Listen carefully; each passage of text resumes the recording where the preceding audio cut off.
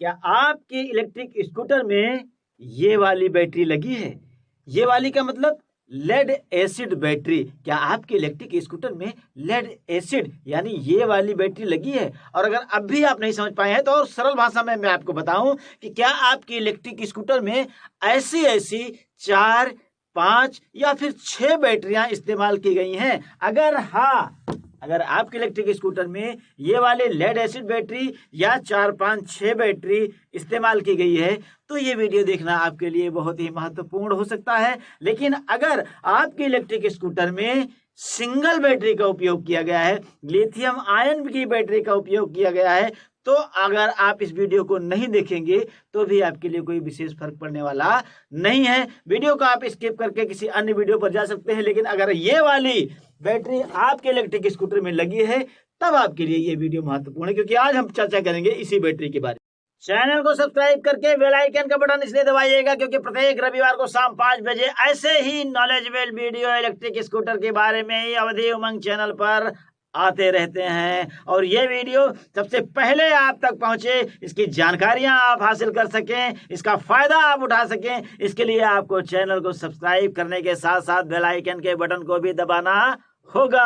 अगर ऐसा आपने कर लिया तो यकीन मानिए, अगर अवधि उमंग के वीडियो को आपने लगातार कंटिन्यूस देखते रहे तो पक्का मान लीजिए आपके इलेक्ट्रिक स्कूटर में कोई विशेष फॉल्ट आने वाला नहीं है। और अगर फॉल्ट आएगा भी तो खुद स्वयं आप अपने आप से ही अपने इलेक्ट्रिक स्कूटर को सर्विस कर सकते हैं।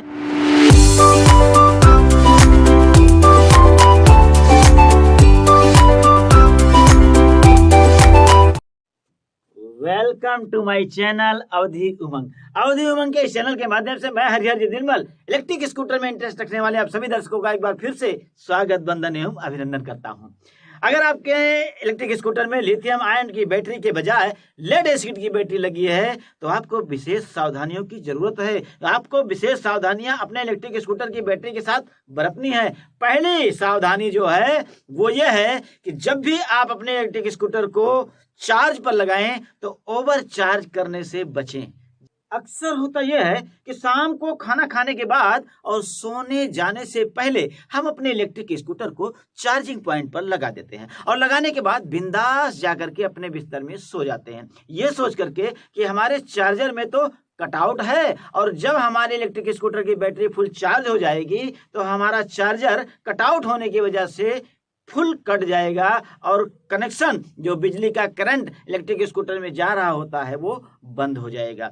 आप सही सोच रहे हैं और बिल्कुल आपकी चार्जर में कटआउट होता ही होता है। लेकिन खुदा न करे, ईश्वर न करे, आपका कटआउट आज की रात में खराब हो गया और आपका चार्जर कट करने से मना कर दिया तो लिहाजा आपकी बैटरी में करंट सारी रात प्रवाहित होता रहेगा और सुबह होते होते आपकी बैटरी फूल जाएगी अर्थात डेड हो जाएगी।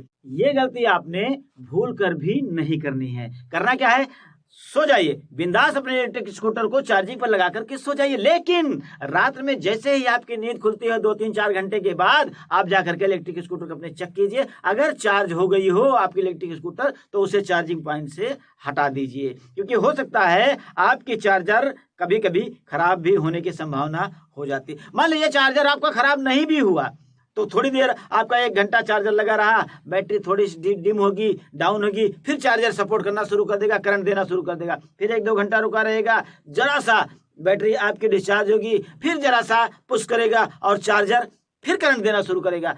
ऐसे में आपकी बैटरी थक जाती है क्योंकि उसको परमानेंट करंट मिलता रहता है, जबकि उसे रिलैक्स होना बहुत जरूरी है। तो विशेष ध्यान दीजिएगा कि आप अपने इलेक्ट्रिक स्कूटर को चार्जिंग पॉइंट पर रात भर नहीं लगाइएगा।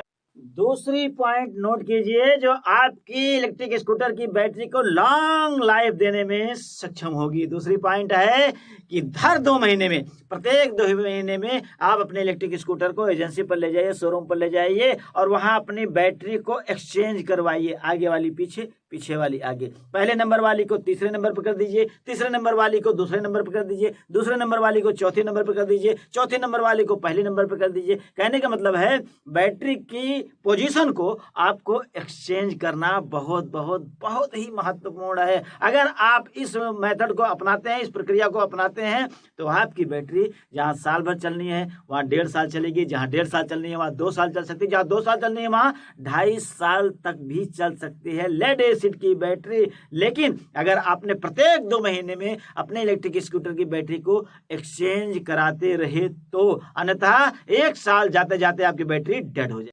तो आइए आज की वीडियो को यहीं समाप्त करते हैं और मिलते हैं किसी नेक्स्ट वीडियो में। तब तक के लिए जय हिंद जय भारत। लेकिन हाँ, वही विनती एक बार फिर से आप दोहराना चाहूंगा कि आपको अगर ये वीडियो सही लगी हो, अच्छी लगी हो, नॉलेजेबल लगी हो तो प्लीज वीडियो को लाइक कीजिएगा, चैनल को सब्सक्राइब कीजिएगा और प्यारा सा कमेंट कीजिएगा।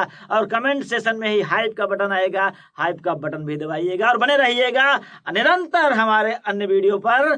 चैनल को सब्सक्राइब करके बेल आइकन का बटन इसलिए दबाइएगा क्योंकि प्रत्येक रविवार को शाम 5 बजे ऐसे ही नॉलेजेबल वीडियो इलेक्ट्रिक स्कूटर के बारे में ही अवधि उमंग चैनल पर आते रहते हैं और ये वीडियो सबसे पहले आप तक पहुंचे, इसकी जानकारियां आप हासिल कर सकें, इसका फायदा आप उठा सकें, इसके लिए आपको चैनल को सब्सक्राइब करने के साथ साथ बेल आइकन के बटन को भी दबाना होगा। अगर ऐसा आपने कर लिया तो यकीन मानिए, अगर अवधि उमंग के वीडियो को आपने लगातार कंटिन्यूस देखते रहे तो पक्का मान लीजिए आपके इलेक्ट्रिक स्कूटर में कोई विशेष फॉल्ट आने वाला नहीं है। और अगर फॉल्ट आएगा भी तो खुद से हम आप अपने आप से ही अपने इलेक्ट्रिक स्कूटर को सर्विस कर सकते हैं और पूरा लाभ उठा सकते हैं। इलेक्ट्रिक स्कूटर का सदुपयोग करते हुए लंबे समय तक उपयोग कर सकते हैं। मिलते हैं नेक्स्ट वीडियो में, तब तक के लिए बाय।